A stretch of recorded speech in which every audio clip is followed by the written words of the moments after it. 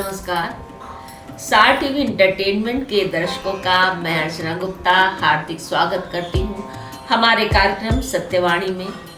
मेरे साथ हैं गुरुदेव ज्योतिषाचार्य पंडित देवराज शुक्ल जी, जो इस सप्ताह 19 से 25 सितंबर तक के साप्ताहिक भविष्यफल के बारे में आपको बताएंगे और साथ ही बताएंगे पितृ पक्ष पर होने वाले पूजन पाठ की विधि के बारे में। गुरुजी नमस्कार।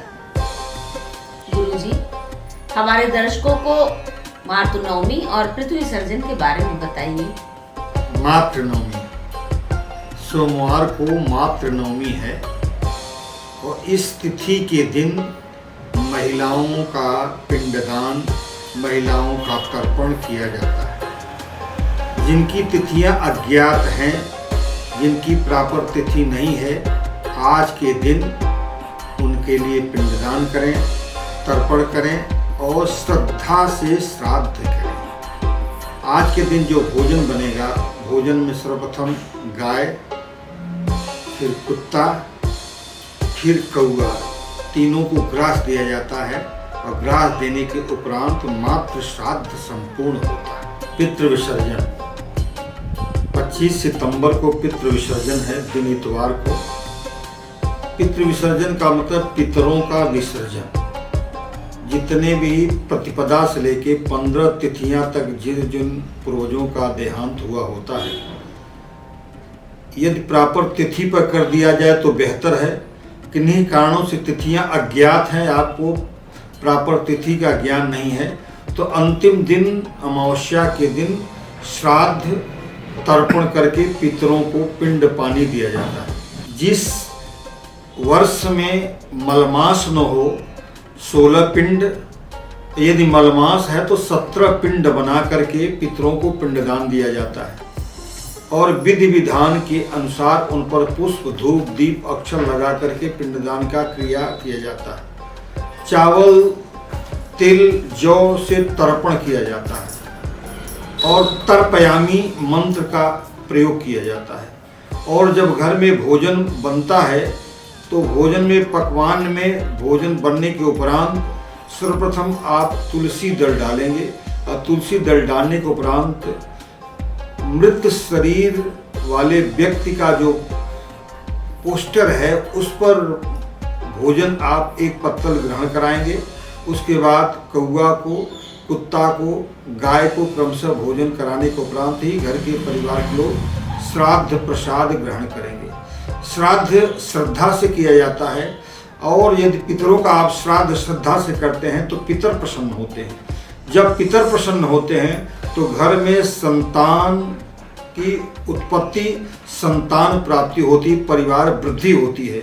और यह भी ध्यान रखें कि पितर, यदि मान लिए विवाह हुआ है, शादी हुआ है, घर में कोई ऐसा कार्यक्रम हुआ जिसमें नांदी मुख श्राद्ध किया गया है, तो नांदी मुख श्राद्ध करने के बाद एक विद्वानों का मत है कि आप उस वर्ष पितृ विसर्जन न करें, पितृ श्राद्ध न करें।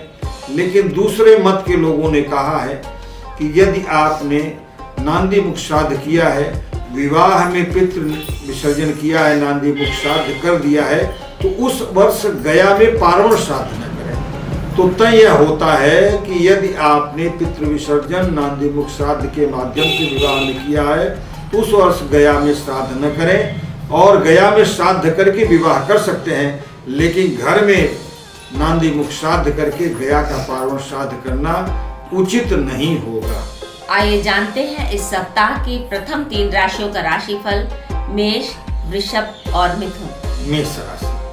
मेष राशि का यह सप्ताह जातकी के लिए स्वास्थ्य की दृष्टि से बाधा युक्त हो सकता है, लेकिन मंगल आपके चतुर्थ भाव में है जो आपके किसी शुभ कार्य करने का अवसर प्रदान करेगा। नए नए मित्रों का अभ्युदय होगा, नई नई योजनाएं बनेगी और कुछ योजनाओं का शुभारंभ होगा। पठन पाठन पर आपका पैसा भी व्यय होगा। दूसरी राशि वृष राशि।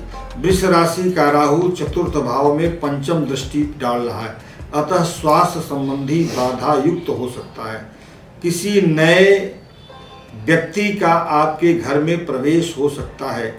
विवाद एवं किसी प्रकार की बातचीत का संयोग बन रहा है और खान पान पर पैसा अधिक व्यय कर सकते हैं। यात्रा का भी योग बन सकता है। तीसरी राशि मिथुन राशि। मिथुन राशि में माता पिता से लगाव बढ़ेगा, परंतु दाम्पत्य सुख प्राप्त नहीं होगा। किसी नए मित्र का अभ्युदय होगा। कोई भौतिक सुखों से संबंधित वस्तुओं का भी आप क्रय करेंगे, लेकिन आपको इस बात का विशेष ध्यान देना होगा कि वाहन की गति धीमे धीमे चलाएं, अन्यथा चोट लगने का भी भय बना हुआ है। आपने जाना प्रथम 3 राशियों का राशिफल। अब जानते हैं अगली 3 राशियां, कर्क, सिंह और कन्या। कर्क राशि। कर्क राशि इस सप्ताह जातक और जातकी के लिए बेहतर संयोग बना रहा है। नए नए वस्तुओं को क्रय कर सकते हैं। तीर्थ यात्रा बन सकती है। किसी नई योजना का क्रियान्वयन कर सकते हैं। राजनीतिक लाभ आपको प्राप्त हो सकता है। सिंह राशि। सिंह राशि का बृहस्पति अष्टम भाव में विराजमान है, जो आपको आमदनी करने में कठिनाई का सामना करना पड़ सकता है तथा नई योजना बनाएंगे। योजनाओं का प्रायः सफल होना कठिन होगा। आपको विष्णु भगवान की पूजा एवं केले के वृक्ष के जड़ को पूजा करना लाभकारी होगा। साथ ही आपकी अपनी पत्नी का सहयोग बना के रखें। पत्नी का सहयोग लेते रहें। आपसी वाद विवाद से बचे रहें। कन्या राशि। कन्या राशि स्वास्थ्य की दृष्टि से उत्तम रहेगा, लेकिन सीजनल बीमारी का संयोग बन सकता है। शल्य क्रिया चिकित्सा चीर फाड़ का भी संयोग बन रहा है, अतः आप संयम से कार्य लें और सोच समझकर निर्णय लें। अगर आपने हमारे चैनल को सब्सक्राइब नहीं किया है तो जरूर करें। साथ ही बेल आइकॉन दबाएं, जिससे सारे कार्यक्रमों की नोटिफिकेशन आपको मिलती रहे। आइए चलते हैं अगली 3 राशियों का राशिफल जानते हैं। तुला, वृश्चिक, धनु। तुला राशि। तुला राशि बताने से पूर्व सार टीवी एंटरटेनमेंट को सब्सक्राइब करिए, लाइक करिए और अपने विचार व्यक्त अवश्य करिए। तुला राशि। तुला राशि के जातक जातकी के लिए यह सप्ताह बेहद खुशियों भरा होगा। बच्चों को स्कूल में प्रवेश कराने हेतु आर्थिक व्यय करना पड़ेगा, लेकिन घर का वातावरण खुशहाल होगा तथा पति पत्नी में सामंजस्य बनेगा। राजनीतिक व्यक्ति से लाभ प्राप्त होगा और किसी न किसी अधिकारी के माध्यम से विवादित कार्य भी सफल होगा। वृश्चिक राशि। वृश्चिक राशि का स्वामी मंगल है और मंगल आपके लिए मुखी है, जो बहुत प्रकार के लाभ प्रदान कर सकता है। सप्ताह में नए नए कार्य का शुभारंभ कर सकते हैं। पितरों की प्रसन्नता हो सकती है। साथ ही साथ आपके मंगल देव की प्रसन्नता से ऐसे कार्य प्राप्त होंगे, ऐसे लाभ प्राप्त होंगे जो अप्रत्याशित होंगे और किसी बड़े व्यक्ति का सानिध्य आपको प्राप्त अवश्यमेव होगा। धनु राशि। धनु राशि पर 7.5 का प्रभाव चल रहा है। यह सप्ताह उग्र प्रभाव रहेगा, अतः शनि से संबंधित यानी हनुमान जी का पूजन पाठ, पीपल के वृक्ष पे जलदान एवं सायंकाल कड़ुआ तेल का दीप दान करना आपके लिए श्रेयस्कर होगा। और साथ ही साथ लोहा, शीशा ऐसी वस्तु खरीदने से पूर्व दिन तय करके लेंगे, ताकि आपका कोई अहित और कोई नुकसान न होने पाए। आपने अभी तक 9 राशियों का राशिफल जाना। आइए जानते हैं अंतिम 3 राशियों का राशिफल। मकर, कुंभ, मीन। मकर राशि। मकर राशि का शनि आपको गलत मोड़ पर ले जा सकता है, कुसंगत पैदा कर सकता है, गलत सत्संग में लगा सकता है, अपव्यय को बढ़ा सकता है। इससे आपके लिए जरूरी है कि हनुमान इष्ट हैं। हनुमान जी का इष्टता के कारण आप हर कुसंगत से बच सकते हैं और आप अपने माता पिता के आदेश के अनुकूल चलकर बड़ा से बड़ा कार्य तथा बड़ा से बड़ा लाभ प्राप्त कर सकते हैं। कुंभ राशि। कुंभ राशि पर 7.5 का प्रभाव दबाव दोनों है, फिर भी यह सप्ताह आप मुक्त रहेंगे।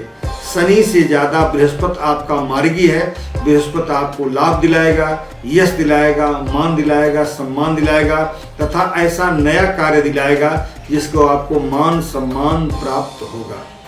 अंतिम राशि मीन राशि। मीन राशि का स्वामी बृहस्पति कारक भाव में है। आप जिद्दी बनेंगे, क्रोधी बनेंगे तथा आप अपनी बात पर अटल रहेंगे। फिर भी आप अपनी बात पर अटल रहने के कारण भी नए नए कार्य प्राप्त करेंगे, सम्मान प्राप्त करेंगे। यह सम्मान आपके घर के परिवार के सदस्यों को मिलेगा। आपकी समाज में सम्मान होगा और समाज में हर प्रकार से लाभ भी प्राप्त करेंगे। हमने आपको 12 राशियों का विश्लेषण किया, साथ ही मातृनवमी और पितृ विसर्जन के बारे में विस्तृत रूप से बताने का प्रयास किया। यदि आपको हमारी समस्त संभावनाएं या ज्योतिष विधा के अनुरूप परिभाषाएं समझ में आती हैं तो आप अपना मत हमें अवश्य प्रदान करें और अपनी राय से हमको अनुग्रहित करें। आपने गुरुदेव से सभी राशियों का राशिफल जाना और साथ ही मातृनवमी तथा पृथ्वी विसर्जन के बारे में, पूजा विधि के बारे में जाना। अगले सप्ताह पड़ने वाले नवरात्र की आप सभी को हार्दिक शुभकामनाएं।